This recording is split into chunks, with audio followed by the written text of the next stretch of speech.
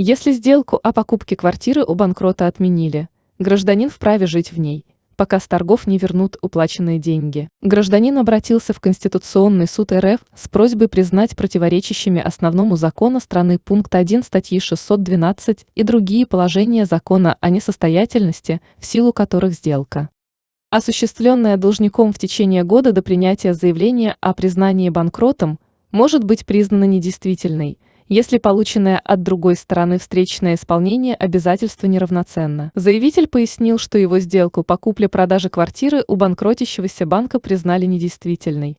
Он приобрел квартиру за 10,9 миллиона рублей, в то время как среднерыночная цена составляла 35,6 миллиона рублей.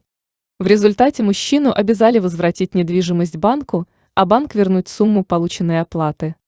Однако в связи с процедурой несостоятельности возможность немедленно получить денежные средства отсутствовала. Требования о возврате денег включили в реестр требований кредиторов.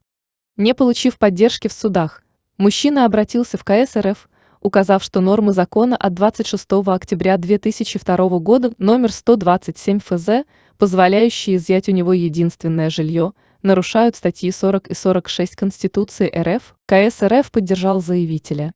В постановлении от 3 февраля 2022 года номер 5 П разъяснено, что у должника недостаточно имущества. При таких обстоятельствах возможность реального получения денег от банка не только невелика, но и отложена по времени.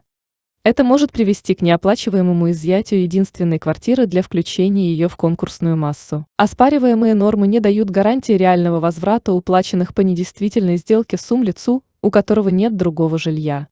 Из-за отсутствия в законе механизма, гарантирующего в рамках банкротных процедур действительное и быстрое получение денег по оспоренной сделке покупателям с единственным жильем, гражданин может оказаться в сложных жизненных обстоятельствах. В связи с этим КС РФ постановил, что пункт 1 статьи 612 и пункт 11 статьи 189-40 закона номер 127 ФЗ не отвечают требованиями статьи 40 и 55 основного закона в части, не гарантирующей действительного получения лицом ранее уплаченных по недействительному договору денег. До принятия необходимых законодательных изменений при реализации с торгов по банкротству единственной квартиры деньги в сумме, уплаченной по недействительному договору, не должны поступать в конкурсную массу. Они сначала передаются гражданину, а остальная часть средств, если она есть, включается в конкурсную массу. До получения денег и в течение некоторого срока после их получения гражданин вправе пользоваться квартирой.